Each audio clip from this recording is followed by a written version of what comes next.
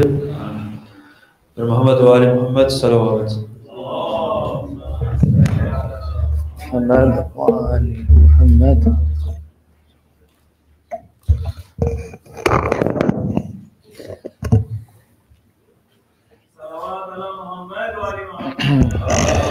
اللهم صل على محمد وآل محمد.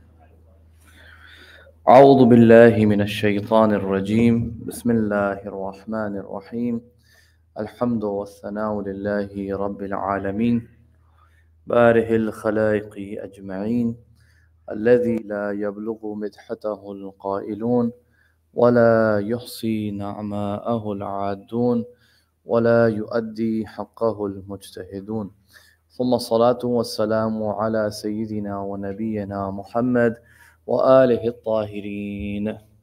اللهم صل على محمد وآل محمد. أما بعد، فقد قال الله تعالى في كتابه المجيد وقوله الحق: بسم الله الرحمن الرحيم. إن الله لا يغير ما بقوم حتى يغيروا ما بأنفسهم. صلوا على محمد وآل محمد. Muhammad wa Ali Muhammad. Assalamu alaikum, dear brothers and sisters. The plan, as per the poster, was to continue the talk on Adab and Akhlaaq. But I've had a really rough day. I've been out since the afternoon. And obviously, Thursday night, usually you get newer faces as well. And that lecture was part of, obviously, a series. So I decided I'm going to talk about something else. It's my last night anyways. And that's why my tab is over there. I don't need a tab for this talk. And my talk, inshallah, tonight will be about just some of my own personal reflections, really. That's why I don't need anything to speak from. 3 or 4 years ago, just before I was leaving Qom, I used to travel a lot in Iran, really a lot. And one of the things I always wanted to do is travel with the nomads of Iran. So Iran has one of the largest nomadic population in the world, after China. So it was just a dream I had. One day I want to travel with the nomads as well, see how their life is and whatnot. So one time we went to a place called Shiraz. Shiraz is in a province called Lorestan, and there's something called the Shiraz Canyon. If you Google Shiraz Canyon, you will think it's like the Grand Canyon. Really beautiful place. So we went there, me and some of my friends. And lo and behold, we met a nomadic family who was willing to take us in, and we got to spend some time with them. So here I am. There's a tribal family here, the Bakhtiyari tribe. They were from the Bakhtiyari tribe, and the father is there, and the father figure, and he has his children and his son-in-law and his daughters, and big family, and they are all in their tents. They have their sheep and everything. So whatever, it was just a casual, meeting with them, and we spent the whole day with them. And what I noticed was the children. Okay, the children were the most interesting thing for me to notice. I noticed that they don't have any toys. Okay, they didn't have any toys. There's no PlayStation out in the middle of the canyon. Okay, there's no PlayStation. There's no toys. There's no action figures. So you would question, what do these kids do for fun? So next thing I notice is that these kids are going up the mountains early in the morning, and they go up in the mountains, and after a few hours I heard a loud sound of a wooden log being thrown from behind the cliff. So I looked back, because I was with the father. I looked back, and this little boy, I have a picture with him too on my website, standing with him. Little boy, maybe 7, 8 years old. He is throwing these big pieces of wooden log off the cliff. I was like, what's going on? And he can slip and die, literally. He's like, no, we need this for the fire. So wait, so the kid's gonna go up in the mountains, and somehow they're gonna find pieces of wood and log, and the kid was throwing it. So anyways, I observed the whole day, and they were playing their own sort of creative games, and pakran pakrai and chupan chupai, like we used to play back in our days. Stuff like that, okay? But what is very interesting is that, in Iran, there's a whole question about the nomadic population and the necessity of their education. Okay, right now over here, you have to send, for example, kids to school, like public schooling or whatever school. You have to school them, right? But in Iran, if you take these kids, if the government takes these children and puts them in the local school in nearby villages, what will happen effectively is that these kids will be forced to learn very structured mathematics, very structured, I don't know, Persian grammar and structured science and whatnot. And what you end up actually doing to these children is that you end up annihilating the next generation of the nomadic tribe. Very interesting. And for them, if you teach them science, math, Persian grammar, and these type of subjects, they cannot survive in the as a nomad. Because for a nomad child, yeah, of course, they know basic math and Persian, and they know these things. But if they don't, but they need survival skills. Okay, they need skills to survive, and they need skills to be able to take care of the goats and the donkeys and the horses, and they need strength. They need to learn how to build a fire. They need these type of skills. Okay, so this was an interesting experience for me.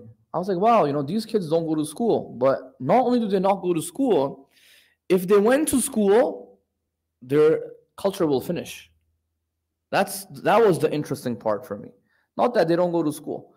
The fact that if you send them to school, you will finish their entire lineage. And this has already happened now in many of the Iranian. So Iranian nomadic population is decreasing because this whole idea of, send kids to school and whatnot. Why am I mentioning this today? I'm mentioning because I want to take you guys on a little bit of a journey of what we call, this entire phenomenon is called transmission of knowledge. How is knowledge transmitted from one generation to another generation? And this is something that we all engage in on a daily basis, transmission of knowledge. So I will just focus on, let's say, the Islamic world, right? If you look at 14 centuries ago, you look at the Muslim world, you try to figure out, at the average kid in Mecca or Medina, how were they gaining knowledge about anything in the world? What was the process? Clearly, we know there's no schools. Right? There's no schools. There's no 9 to 5 and whatever, 8 to 3. Kid has to go to school and learn the subjects. There's nothing like that. So what do these kids do? They say, generally speaking, okay, if not in the early times of the Holy Prophet, but let's say even after the Holy Prophet, there was something called a kutab. Okay, kutab. Kutab, in the beginning was just like this, little madrasa. But after Islam, after the Holy Prophet passed away, when the Islam was expanding, the kutab was attached with the masjid. What is the kutab? Kutab is basically every kid would go to this local masjid and they would teach them how to basically read the Quran and learn how to recite the Quran, and very basic, very, very basic literacy. That is it. Okay. So you go to this kutab until the age of, let's say, 6, 7, 8 years old. Now, what do you do after that? What does a 10-year-old kid in Arabia do after they have gone to the kutab? Well, majority of them wouldn't do anything. They would leave. That's it. Because you got to understand, majority of the world, even today, is not living in urban, these cities.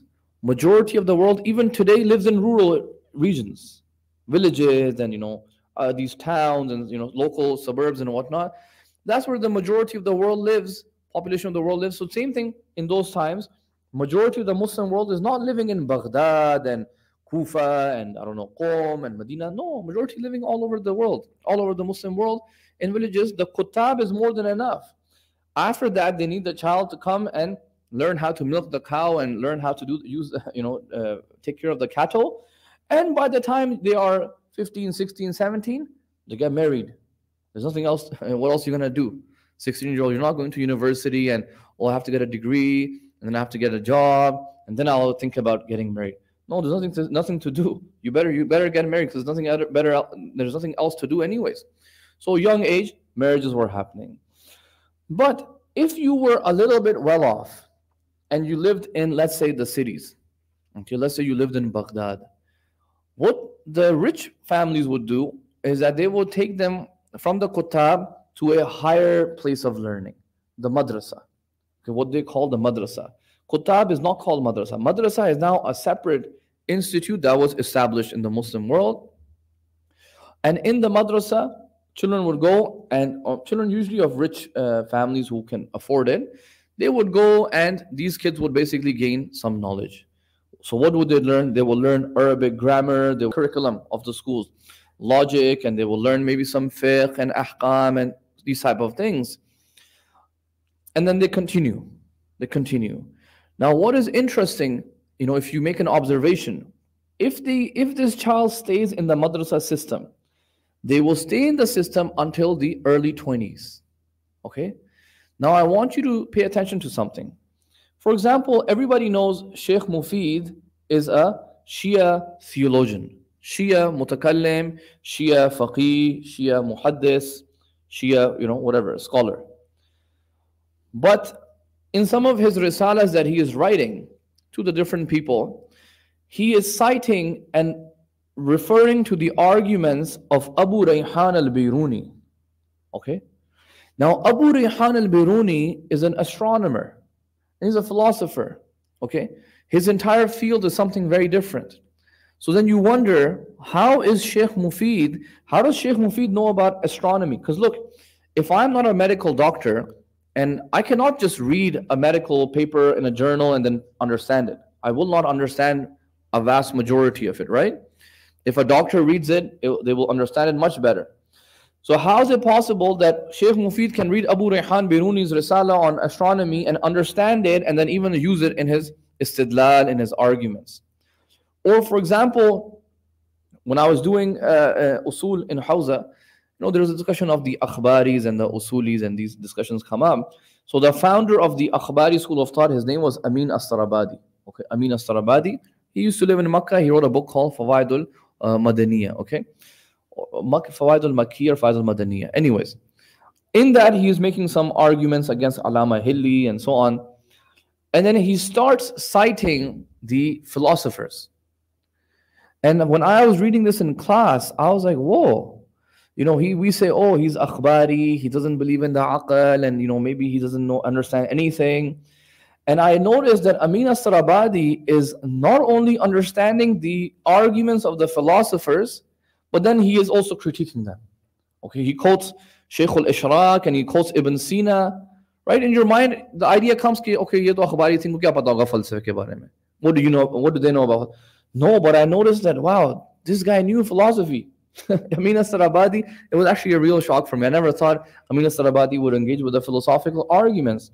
So you notice that, wow, these ulama at a very later age, even after they were studying, they knew about all these different disciplines. So what you figure out from this and what they have determined is that specialization in the Muslim world would happen very late, after the age of 22, 23.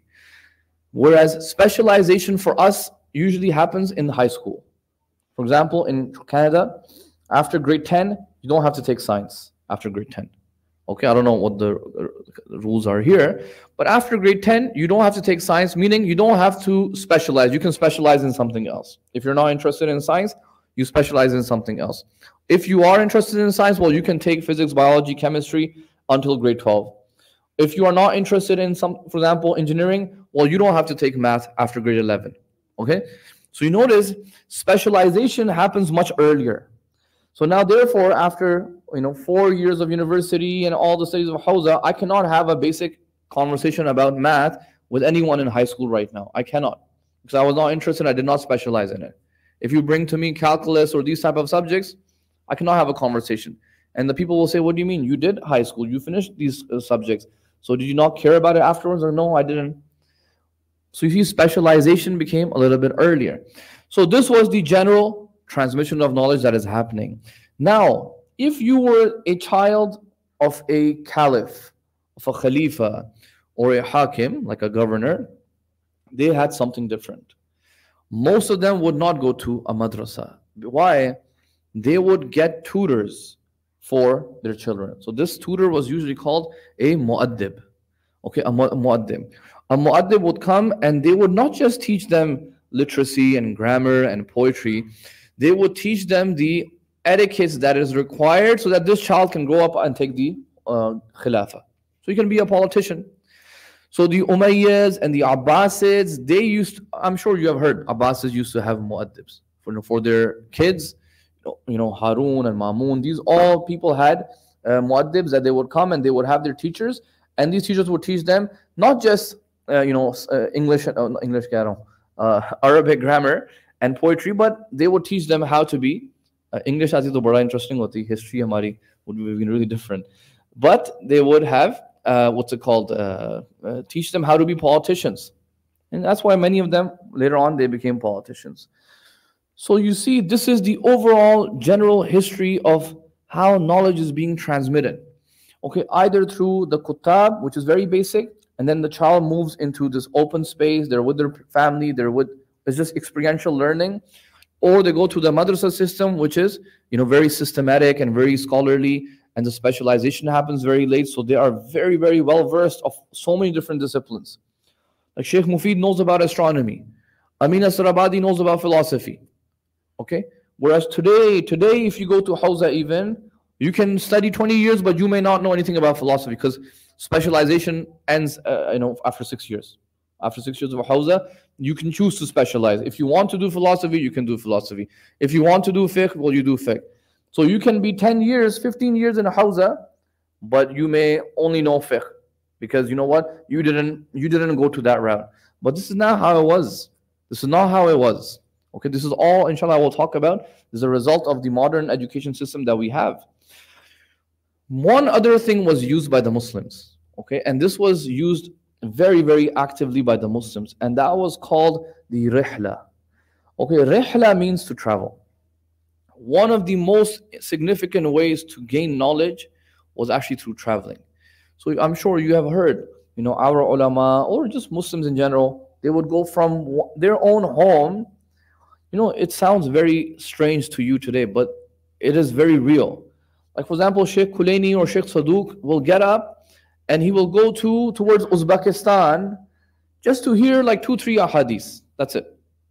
Just because he knows that there is a teacher there and he has a chain that goes back to the Ahlul Bayt, and I can get that narration from him. Okay, 2-3 narrations, that's it. They will travel. So one of the ways that knowledge would be transmitted is through the rihla. And the Muslims wrote a lot of travel logs for this very reason. They would have rihlas and they would go on these travel journeys, and many of them would document their journeys, and they would mention and write about their experiences, learning experiences. Abu Rayhan Biruni went to India, by the way. Abu Rayhan Biruni became very controversial because this is 4th century, Chauthi Sadi mein, Abu Rayhan, when he goes to India, this is very controversial for this statement, but look what he said, something very interesting. He says, I went to Hind. Okay, I went to Hind and I noticed that the Awamun Nas, they're all mushriks. They all worship idols. But he said, their scholars, they are the best muwahhideen I have seen. This is Abu Rayhan saying in 4th century, by the way. So the Ahlul Sunnah, they didn't know this guy is kafir, why is he saying this, blah, blah. But whether he is right or wrong, I'm saying it is his travel experience. He says this awam, they are the ones worshipping these idols and these buts and whatnot. But when I speak to their scholars, I found them to be muwahhid. Okay, so this is very interesting. Like, he went and he saw it. Other people, maybe you sit here and you speculate. Or maybe the people in India do this, maybe people in India do that. But this is a person who went to India, he traveled there, he spent time there, and he comes back and he's writing in his book. Okay. Very, very interesting. Okay. Everything is going nicely and smoothly. Okay, everything was all good. Until 17th, 18th century, when in the West, the Reformation and the Enlightenment and basically modernity came in. Okay. When modernity came in, I don't want to go into the history of that, why it happened, all of that. Point is, modernity came and it segregated or separated between the religion and the state, okay, as you all know. And not just that, the state was extremely anti-religion and anti-God. Now, obviously, when you have a power that is anti-God, the schooling system becomes very important for them. So what the Western Reformation did in the 19th century is that this schooling system that you have right now, the ones all of your kids go to right now, they created this system in the 19th century. But it was not for the public kids. It was actually a system designed for farmers and people working in the farms and these type of people, labor force, because the state always needs soldiers. This is the history. If you go research anything on the history of public schooling system, this is how it starts. The state needs people that will be ready to fight for the state whenever the state tells them. So what do you need to do? You need to build institutes where they can be brainwashed. That's the khulasa of it. You need institutes where we can brainwash the people, because people kya pata hai, awam nas ko kya pata, farmer ko kya pata hai, kya ho raha hai, right? Farmer will go, we will give them some stipend, some money, shahriya, this, that, and he will come attend and we will teach this young adult, and by the time they graduate from this schooling system, they will be ready. Okay. What about the Christians? Well, Christians now, the Christians in, let's say, in America and Europe, the public schooling is now obviously secular. So kids have to go to these schools. This is all in the 19th century, by the way. They said our kids are suffering from the public schooling system, our Christian kids. And on the weekends and after school, they are getting involved with drugs and all these modern vices that are appearing. So they said, the Christians church said, we will create something called a Sunday school. Okay? They said, we will create a Sunday school to take care of our children who are hooligans. That these kids have nothing better to do. They're just fooling around half the time. So on Sunday, instead of coming to church, we'll put them in a madrasa, Sunday school. So look where we're taking, I'm just showing you where we have taken, none of these concepts and ideas are ours. Look at the history. And you might wonder, okay, yeah, Syed, who cares? Who cares if they did it? We can do it. No. When something is not yours organically, it creates a lot of problems. Okay, it creates a lot of problems. For example, in the West, let's say democracy or constitutional states, for example, they were not built overnight. Okay, let's say democracy, right? Whether you agree, disagree. Democracy and democratic states took 200 years. 200 years. And people are killed and revolutions happen and someone gave an idea and different scholarship came in and whatnot. West ki history, right? It took 200 years for their society to accept that and run with it. But they will come and they will force democracy on your nations. And guess what? Your nations back home cannot accept this system because it is not organic with their society. But they will come and force it on you. And when they force it on you, look at the damage they end up doing in result of that. Okay, because your societies are not built to accept this type of a political system. So any system that is not organic to you, it does not come from your own original thought, and you have copy pasted from someone, well, it's going to have some internal, intrinsic, issues with it that will not fit with your ideas and your vision and your theology, your aqidah, your law. It will be natural. It will be natural. So anyways, the West did this. The West did this in their own countries, and whatever, it worked. And then there's a whole history of public schooling in the 1900s, all the changes that happened in the curriculum and this and that, whatnot. But the issue is when they brought this system into the Muslim worlds, and they started off with Turkey, Egypt, and subcontinent. These are the main, and also Iran, Iraq, they started there. And in these regions, okay, they brought their schooling system into our worlds. And as you know, sometimes we make fun of some of the ulama, these Maulanas, every time some new technology comes, they always say it's haram, right? Bitcoin आया उसको भी haram कर दिया, radio आया था उसको भी haram कहा था, television आया था उसको भी haram कहा था, and it's true, कहा था, right? Lekin now when you look at hindsight, 100 years later, you're like, शायद बात में दम थी, कुछ तो कहीं सोच रहे थे. So same thing happened when they brought schools into Iran and Iraq. Some ulama were completely against. They said, no, what is this? This is not from within our tradition. ये कौन सा system है? Bell बज रही है, Christians की तरह जो बजती है, bell का concept वहाँ से ही है. So they were against these things, and everybody made fun of them. So, oh, you mullahs, you haven't learned anything, you are in your bubble, and this and that. ठीक है? Anyways, schools came, and the politicians are with the British. okay, with the colonizers, the ones that came and colonized all of us, and they are with them, and they are very, very careful with the way the curriculum is made. And I will tell you, I've also studied for a short time in these curriculums. If you notice, all of us, majority here are from India, Pakistan.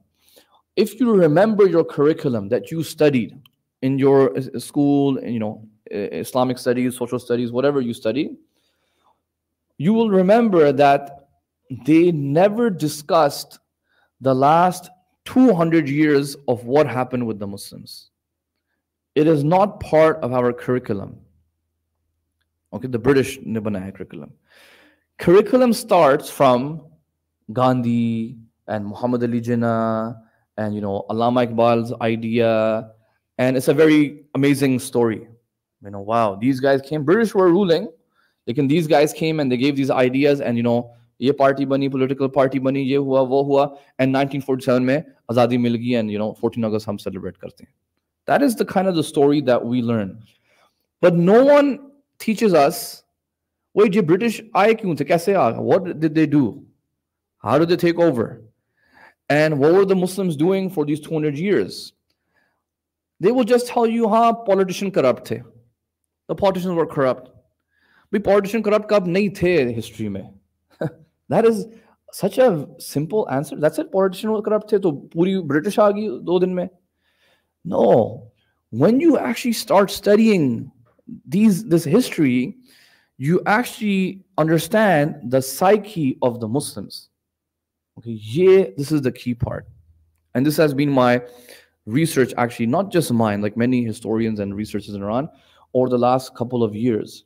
Okay, what was wrong in the psyche of the Muslims? Something was wrong, brothers and sisters. Something was not right. What was it that before the 6th century Hijri, everything's going good? We are ruling, but after 6th century Hijri, it has just declined. Something is wrong in the psyche. And if we can understand the psyche, you will be able to understand the problem, and obviously you will not commit the same problem, you will not commit the same mistake. Okay, so now we are unfortunately living in a system, in a world, and this is very depressing sometimes and shocking, that we are now living in a world where absolutely nothing is actually ours. ये बहुत सोच के मैं कह रहा हूँ, इस पे काफी मैंने सोचा है, that कुछ भी हमारा नहीं है. And what do I mean? ना political system हमारा है. Okay, political systems are not ours. Democracy, let's say, if you have that, this system is not ours. Constitution, the idea of a constitution in the modern sense, it is not ours. The medical system, it is not ours. The schooling system, it is not ours. The camera, mic, it's not ours. The radio is not. Aslan, we have not. There is nothing in this 21st century right now that you can say, this is ours. Maybe you can say this member. I don't know. ये भी किसी गोरे ने बनाया होगा, I don't know. Right? Vote कहाँ से आती है, number कहाँ से आती है. गोश्त मैंने सुना है इधर से जा रहा है सारी दुनिया में. Right? Halal गोश्त भी हमारा नहीं है. Is it true? Like Australia is the biggest exporter, right? Because I came from Adelaide and I saw so many cows. So I was like, yeah, definitely this place must export a lot of meat. Halal gosht bhi hamara nahi hai. Okay? So that shows that, look, something is wrong in the psyche. कुछ तो थोड़ा बहुत सोचना चाहिए कि यार कुछ तो गलत कर रहे होंगे in the transmission of knowledge. And I just wish that sometimes, youth को भी तो मैं कहता ही रहता हूँ, लेकिन even our elders, because we cannot do this without our elders. थोड़ा सा elders समझें, थोड़ा सा self reflection करें कि ठीक है हमने बड़ी ज़हमत की, we came with a lot of difficulties. Most of us have come here for economic migration, so कहते हैं. Alhamdulillah, refugees, हमारी community में ज़्यादातर refugees नहीं हैं, unlike some of the Afghani, Hazara, उन्होंने तो बहुत सफ़र किया है. Most of us came because of economic reasons, right? That's the main reason. Job niti, whatever, corruption, politics, whatnot. But I feel that now that we are here, it is also still a good opportunity. Allah subhanahu wa ta'ala says, Imam Sadiq alayhi salam says in one of the narrations, Salli ala Muhammad wa ali Muhammad, that sometimes Allah subhanahu wa ta'ala lends, and he borrows out the akhlaq of his awliya to his a'da.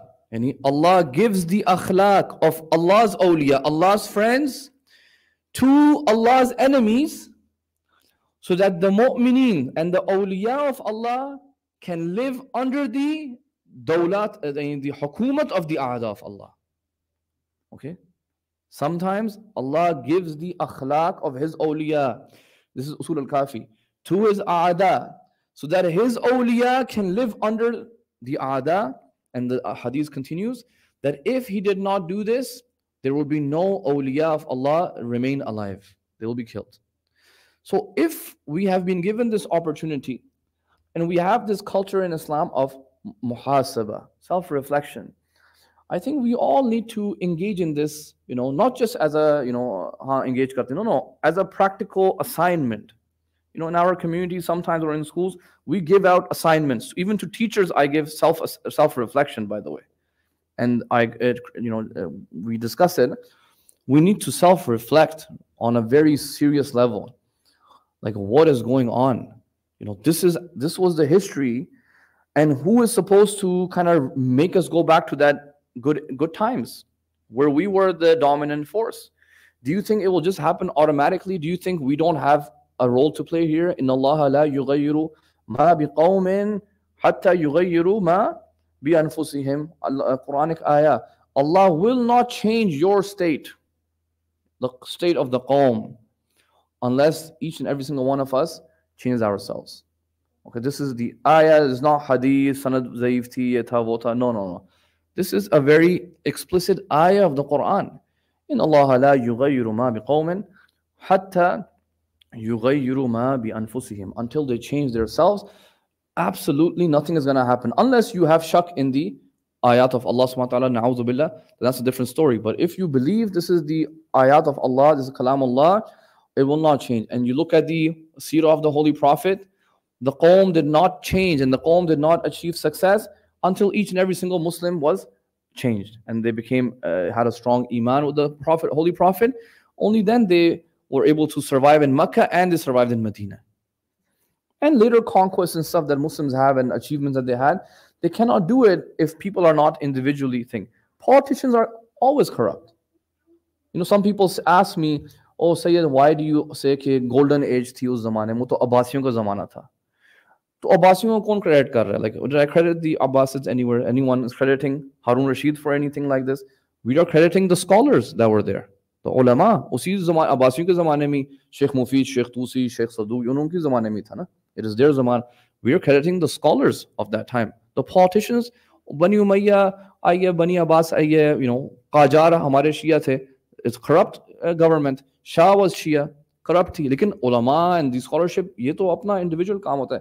So, inshallah, I just wanted to share these, reflections basically. It was not a structured lecture or anything like that. It is just my experience. I have been involved in education and stuff now recently. But it's not just about that. It is about really the entire community has to make this realization and really has to understand that, look, maybe we need to revisit our psyche. Maybe we are thinking about things wrong. If something is not working for last 150 years, 150 years se colonization ho rahi hai, or even longer, and we are still doing the exact same thing. Our mindset is the same, our decision making is the same, our everything is the same.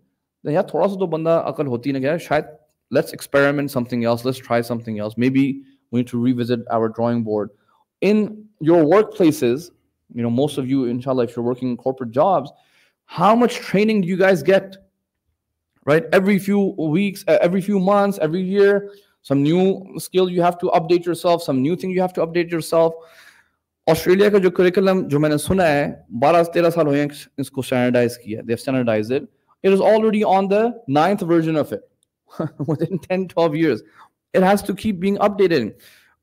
Some of the schools in Toronto, जो let's say Jewish community के schools हैं, उनके पास बकायदा team है जो curriculum पे काम करती है. 5-6 बंदे होते हैं, हर किसी को 80-80 100 हज़ार की उनकी तनख्वाह है, and their job is just to work on curriculum. Every month there are things happening, you refine the curriculum. So there's so much things that we have to do. But unfortunately, we are just so used to our habits and बस चल रहा है चलने दो. इस तरह तो आप कहीं भी नहीं पहुंचेंगे. And don't be in a delusion कि हमारे बच्चों को कुछ होने वाला नहीं है, सब चल रहा है चलेगा. Right now, the biggest ex-Muslim organization in North America, जो मुर्तद की organization है, it is run by two ex-Shias. ठीक है, सारा नाम है, ह्यूस्टन की इमाम बारगाह जाती थी, ह्यूस्टन का जो सेंटर है मेन वहाँ का, और दूसरा लड़के का नाम अदनान है. You can Google it, North American ex-Muslim Council of North America. It is the largest ex-Muslim council founded by two ex-Shias.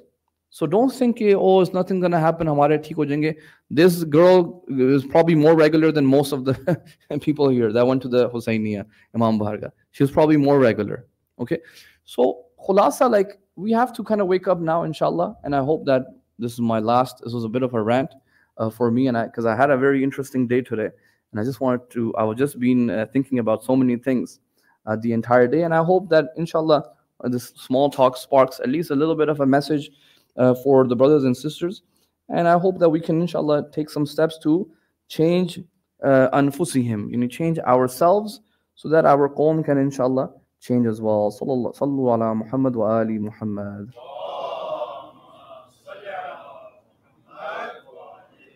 Sallallahu alaykum ya ahl bayt an-nubuwah.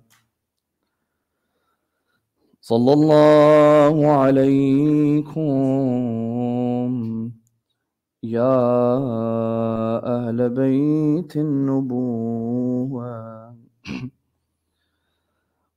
ومعدن الرسالة ومحبط الوحي وخزان العلم ومنتهى الحلم. May Allah's peace and blessings be upon you, my beloved Holy Prophet and his Ahlul Bayt. It was in your homes the angels would descend day in and day out. Sallallahu alayk ya Aba Abdullah. Sallallahu alayka ya Madloom. أيها الشهيد بكربلاء عطشانا. May Allah's peace and blessings be upon you, my beloved Imam al-Hussein, the Imam who was killed by the shores of the Euphrates, while his mouth was dry of thirst. Sallallahu ala qalbi Zaynab as-sabur.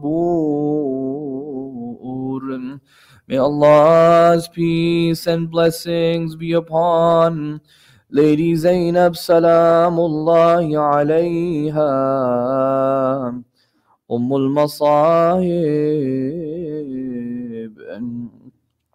Brothers and sisters, on the day of Ashura, when Imam al-Hussein was killed, the horse of Imam al-Hussein came back to the tents. Zainab was on Tallu Zainabiyya, calling out, Wayhakum ya qawm, ama fikum Muslim. Woe upon you, O people! Is there not even a single Muslim amongst you? Her cries were heard, Wa Muhammada, Wa Aliya, Wa Husayna. As Zainab was on Tallu Zainabiyya, the horse was near the tents. A young girl, the daughter of Imam al-Hussein, she goes to the horse. She says to the horse, Ya Jawad Abi, هل سقي بي أم قتل عطشانا.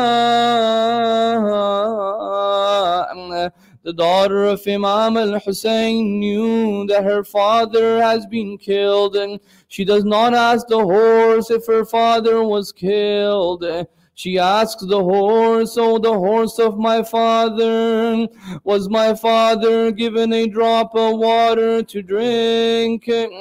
He was very thirsty when he went on to the battlefield, or was he killed while he was thirsty?" Brothers and sisters, this daughter, she asks the horse the question. But on Shami Ghariba, when Zainab is looking for this girl, she sees the girl on the body of her father, and she gets the response from the body of Imam al-Hussein, saying, "Oh my daughter, when you go back, tell my Shias, and whenever you drink a cup of cold water, and remember the thirst of Imam al-Hussein, and whenever you remember a stranger, a ghareeb, mourn upon me. ليتكم في يوم عاشوراء جميعا تنظروني." Oh my Shias, if only you were all there in Karbala, you would have seen ليتكم في يوم عاشوراء جميعا تنظروني كيف استسقي لطفلي فأبوا أن يرحموني. You would have seen how I was trying to quench the thirst of Ali al-Asghar, and how the enemies quenched his thirst with an arrow. وَلَا لَعْنَةُ اللَّهِ عَلَى الْقَوْمِ الظَّالِمِينَ وَسَيَعْلَمُ الَّذِينَ ظَلَمُوا أَيَّ مُنْقَلَبٍ يَنْقَلِبُونَ بأبي أنتم وأمي وأهلي ومالي وأولادي وأسرتي يا آل رسول الله. O Allah, we ask you on this Thursday night to please accept this ibadat of ours, inshallah. Ya Allah, we ask you by the right of Imam al-Hussein, by the right of the tears of Zainab salamullahi alayha, to please forgive all of our sins tonight. O Allah, we ask you to please assist all of the scholars, all of the marajim, all of the people who are helping to serve the cause of Islam. We ask you to please assist them, inshallah.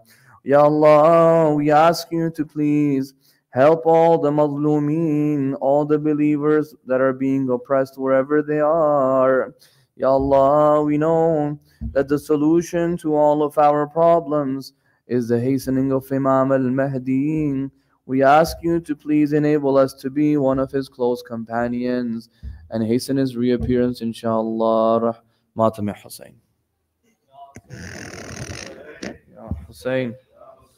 Ya Hussein.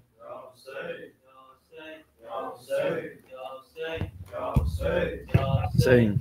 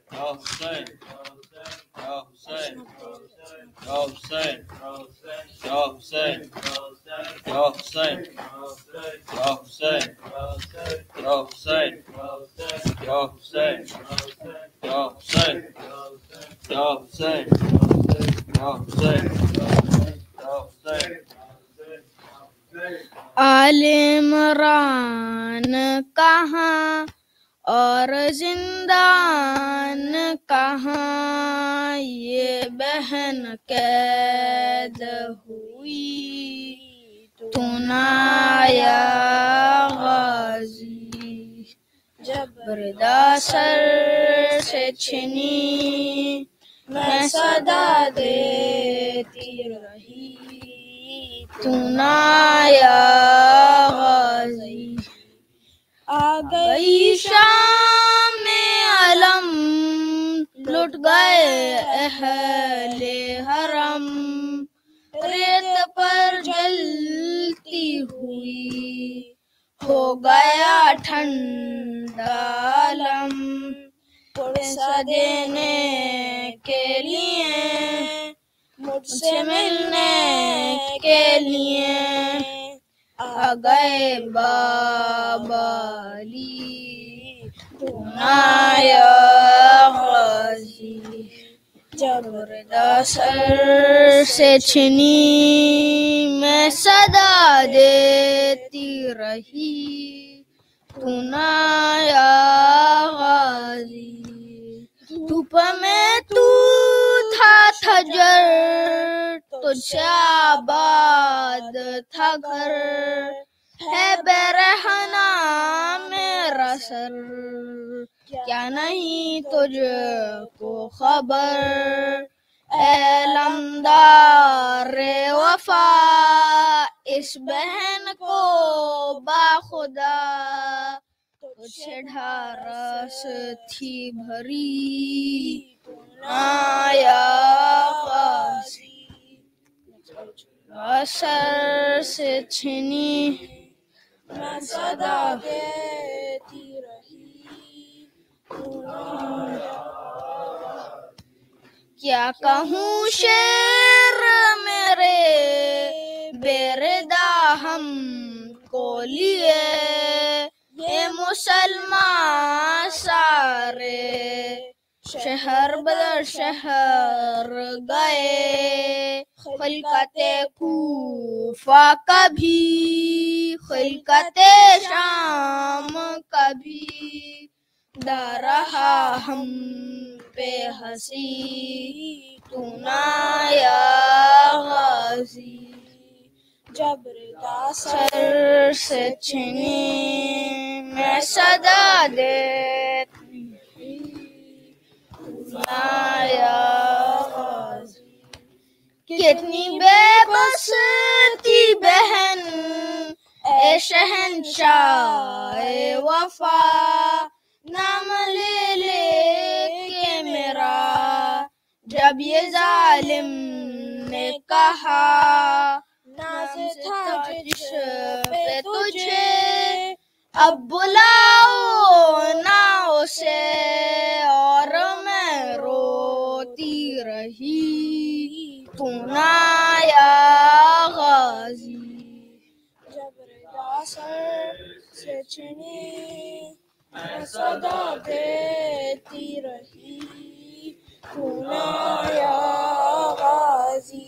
हमको पानी ना मिले तेरी खुशबू तो रहे, तेरे बाजू ना कटे चाहे मस्की जाच दे, ये मगर हो ना सका तेरे बाजू है जुदा, मुझ पे है तशना लबी, तू ना आया गाजी। जबरदा सर से छिनी मैं सदा देती रही, तू ना आया गाजी। कैद खाने में कज़ा जब सकीना को मिली, देखे कुर्ते का कफन बच्ची दफनाई गई। उस घड़ी नाम तेरा सूरत नादे अली बस में दोहराती रही, तू ना आया गाजी। जब रिदा सर से छिनी मैं सदा देती रही ना या गाजी तू ना या गाजी या हुसैन सलावत या हुसैन या हुसैन या हुसैन Ya Hussein.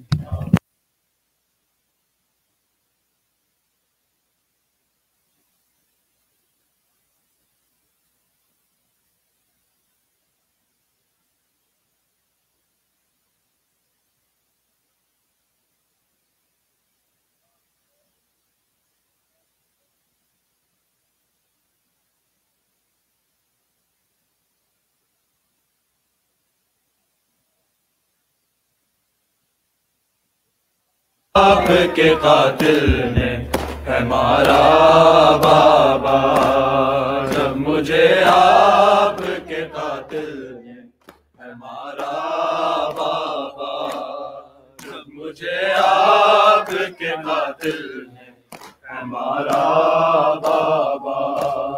हर तमाचे पे सकीना ने, हर तमाचे पे सकीना ने पुकारा बाबा, जब मुझे आपके कातिल ने है मारा बाबा, जब मुझे आपके कातिल ने है मारा बाबा, जब मुझे आपके कातिल ने है मारा बाबा। हर तमाचे पे सकीना ने, हर तमाचे पे सकीना ने पुकारा बाबा, जब मुझे आपके कातिल ने है मारा बाबा, जब मुझे आपके कातिल ने है मारा बाबा। मुझे बालों से पकड़ कर है तमाचे मारे, मुझे बालों से पकड़ कर है तमाचे मारे। मैंने सरशेर से मांगा जो तुम्हारा बाबा, जब मुझे आपके कातिल ने है मारा बाबा, जब मुझे आपके कातिल ने है मारा बाबा, जब मुझे आपके कातिल ने है मारा बाबा। मुझे बालों से पकड़ कर है तमाचे मारे, मुझे बालों से पकड़ कर है तमाचे मारे।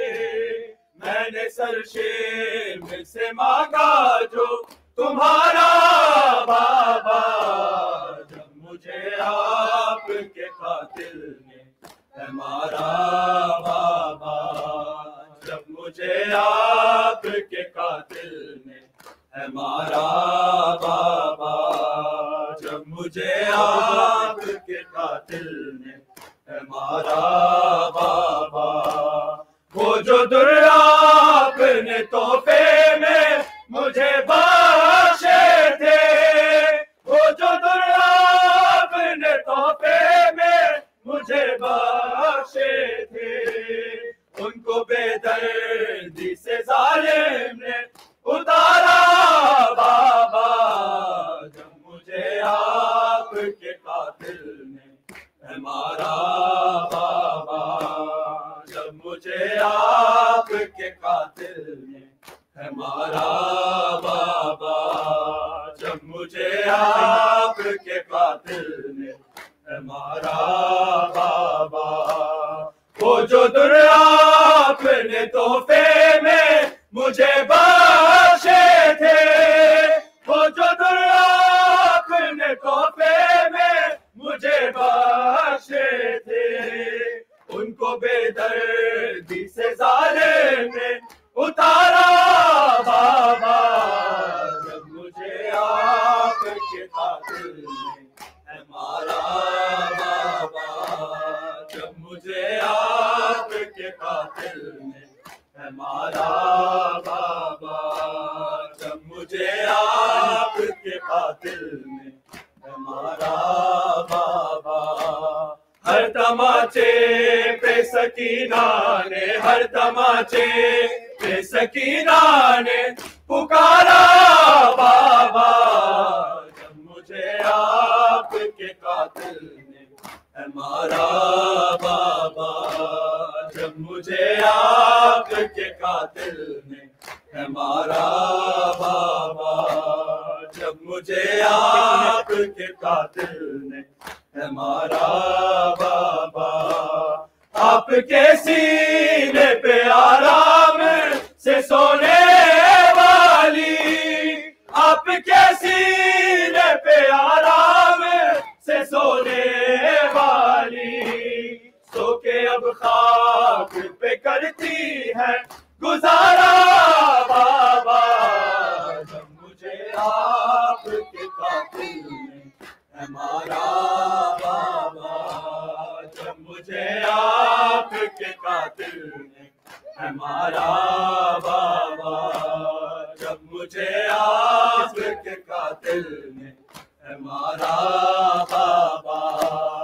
आपके सीने पे आराम से सोने वाली, आपके सीने पे आराम से सोने वाली, सो के अब खाक पे करती है गुजारा बाबा।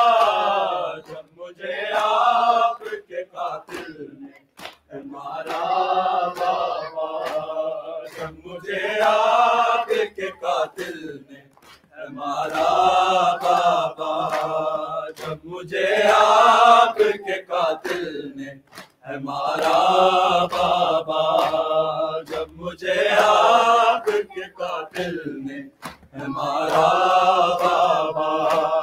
साथ रहबारों के दौड़ाया गया है मुझको, साथ रहबारों के दौड़ाया गया है मुझको। चूर जख्मों से बदन मेरा है सारा बाबा। जब मुझे आपके कातिल ने हमारा बाबा, जब मुझे आपके कातिल ने हमारा बाबा। हर तमाचे पे सकीना ने, हर तमाचे पे सकीना ने पुकारा बाबा। जब मुझे आपके कातिल ने हमारा बाबा, जब मुझे आपके कातिल ने हमारा बाबा, जब मुझे आपके कातिल ने हमारा बाबा। साथ रहबारों के दौड़ाया गया है मुझको, साथ रहबारों के दौड़ाया गया है मुझको। चूर जख्मों से बदन मेरा है सारा बाबा। मुझे आपके कातिल ने हमारा बाबा, जब मुझे आपके कातिल ने हमारा बाबा, जब मुझे आपके कातिल ने हमारा बाबा। मुझे बालों से पकड़ कर है तमाचे मारे, मुझे बालों से पकड़ कर है तमाचे मारे। मैंने सरशेम से मांगा जो तुम्हारा बाबा। जब मुझे आपके कातिल ने हमारा बाबा, जब मुझे आपके कातिल ने हमारा बाबा। मोहम्मद वाले मोहम्मद सलाम।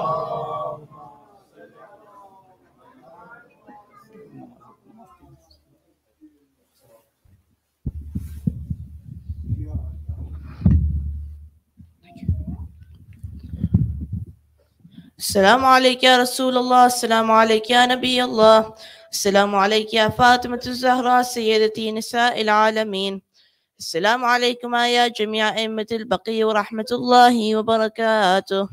السلام عليك يا أمير المؤمنين يا علي بن أبي طالب ورحمة الله وبركاته. زيادة وارثة. السلام عليك يا وارث آدم صفوة الله. السلام عليك يا وارث نوح النبي الله. السلام عليك يا وارث إبراهيم خليل الله. السلام عليك يا وارث موسى كليم الله. السلام عليك يا وارث عيسى روح الله. السلام عليك يا وارث محمد حبيب الله. السلام عليك يا وارث علي أمير المؤمنين ولي الله. السلام عليك يا ابن محمد المصطفى. السلام عليك يا ابن علي المرتضى. السلام عليك يا ابن فاطمة الزهراء. السلام عليك يا ابن خديجة الكبرى. السلام عليك يا ثار الله وابن ثاره والوتر الموتور. أشهد أنك قد أقمت الصلاة وآتيت الزكاة وأمرت بالمعروف ونهيت عن المنكر وأطعت الله ورسوله حتى أتاك اليقين. فلعن الله أمة قتلتك ولعن الله أمة ظلمتك ولعن الله أمة سمعت بذلك فرضيت به.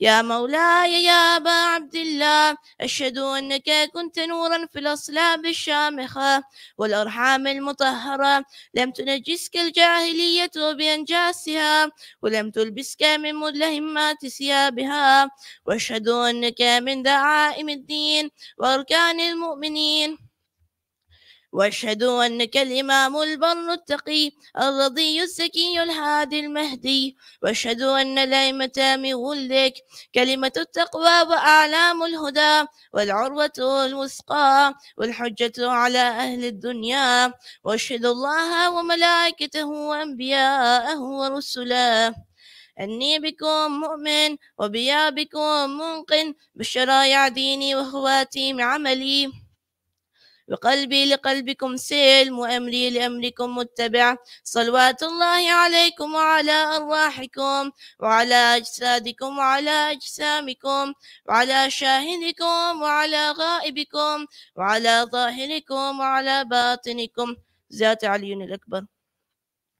السلام عليك يا ابن رسول الله. السلام عليك يا ابن نبي الله. السلام عليك يا ابن أمير المؤمنين. السلام عليك يا ابن الحسين الشهيد. السلام عليك أيها الشهيد وابن الشهيد. السلام عليك أيها المظلوم وابن المظلوم. لعن الله أمة قتلتك ولعن الله أمة ظلمتك ولعن الله أمة سمعت بذلك فرضيت به. زيادة شهداء كربلاء. السلام عليكم يا أولياء الله وأحبائه. السلام عليكم يا أصفياء الله وودائه. السلام عليكم يا أنصار دين الله. السلام عليكم يا أنصار رسول الله. السلام عليكم يا أنصار أمير المؤمنين. السلام عليكم يا أنصار فاطمة سيدتي نساء العالمين. السلام عليكم يا أنصار أبي محمد الحسن بن علي الولي الناصح. السلام عليكم يا أنصار أبي عبد الله بأبي أنتم وأمي طبتم وطابت الأرض التي فيها دفنتم وفزتم فوزا عظيما، فيا ليتني كنت معكم فأفوز معكم. زيادة أبو الفضل عباس. السلام عليكم يا أبا الفضل. السلام عليك يا أبا الفضل العباس ابن أمير المؤمنين. السلام عليك يا ابن سيد الوصيين. السلام عليك يا ابن أول القوم إسلاما وأقدمهم إيمانا وأقومهم بدين الله وأحوطهم على الإسلام. أشهد ولقد نصحت لله ولرسوله ولأخيك فنعم الأخ المواسي. فلعن الله أمة قتلتك ولعن الله أمة ظلمتك ولعن الله أمة استحلت منك المحارم وانتهكت حرمة الإسلام. فنعم الصابر والمجاهد المحامي الناصر والأخ الدافع عن أخيه المجيب إلى طاعة ربه الراغب فيما زهد فيه غيره من الثواب الجزيل والثناء الجميل والحقك الله بدرجة آبائك في جنات النعيم. السلام عليكم يا أئمة الكاظمين والسلام الله ورحمة الله وبركاته. السلام عليك يا غريب الغرباء.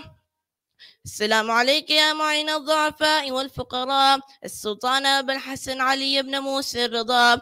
السلام عليك يا فاطمة المعصومة ورحمة الله وبركاته.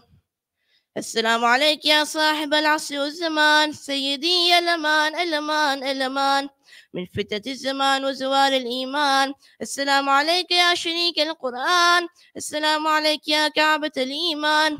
السلام عليك يا إمامنا وإمام الإنس والجان. عجل الله تعالى فرجك وسهل الله تعالى مخرجك وظهورك ورحمة الله وبركاته.